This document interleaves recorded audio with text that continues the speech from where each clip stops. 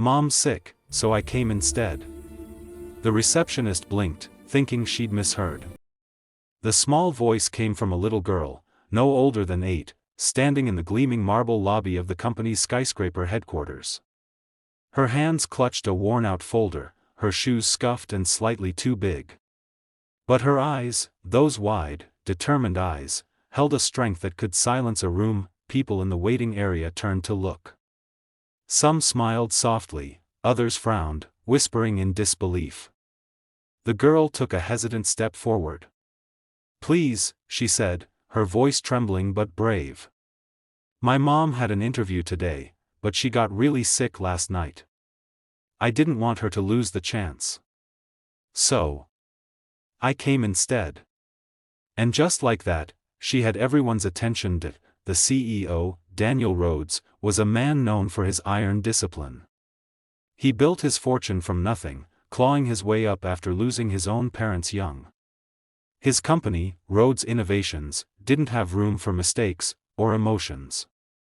But that morning, as he stepped out of the elevator and saw the girl waiting by the glass doors, something inside him stopped. He watched as the receptionist whispered something, and the girl nodded eagerly, clutching the folder tighter. Daniel's instinct said to turn away, to leave this ridiculous scene to HR. But something deeper, something buried beneath years of business armor, told him to pause. "Who are you here to see?" he finally asked, stepping closer. The girl looked up at him, way up, and said quietly, "Mr. Daniel Rhodes. My mom, she was supposed to talk to you." Her courage stunned him. "And you're here because—" "She really needed this job," the girl said. "We don't have much. She's been trying so hard. I thought maybe I could help. She said this interview was important.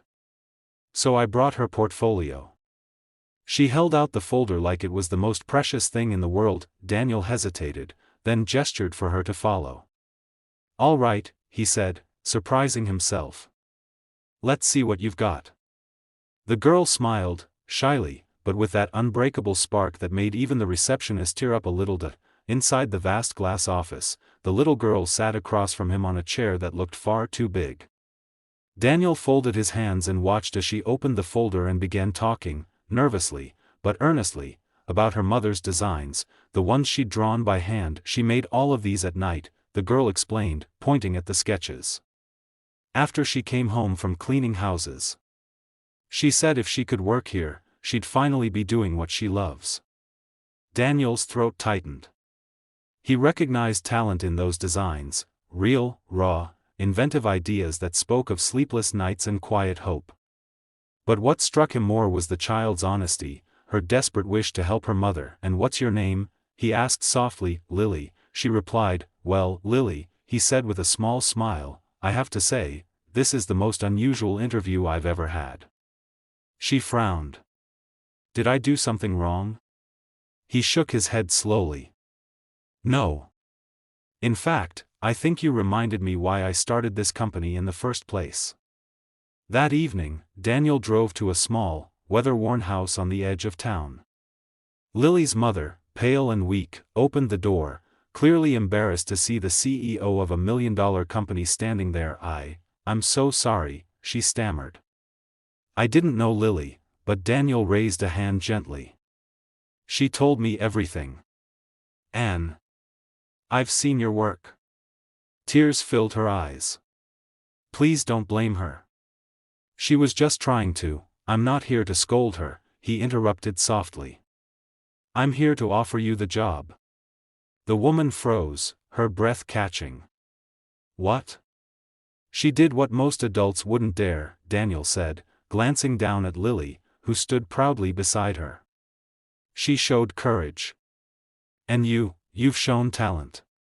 I'd be honored to have you on my team." The woman broke down in tears, pulling Lily close. You don't know what this means to us." Daniel smiled faintly. "Actually, I think I do." Weeks passed. The once fading house began to fill with laughter again. Lily's mother flourished in her new role, her ideas transforming into real projects that stunned the company's board. Daniel found himself visiting often, not as a CEO, but as a friend.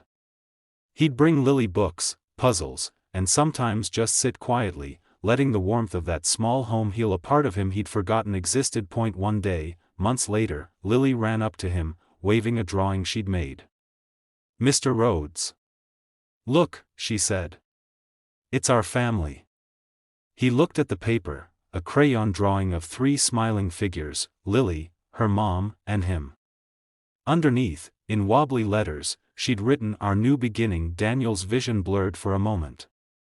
"That's beautiful," he whispered, and in that quiet moment, surrounded by love and second chances, he realized something: the real success wasn't in the skyscraper he owned or the millions in his accounts.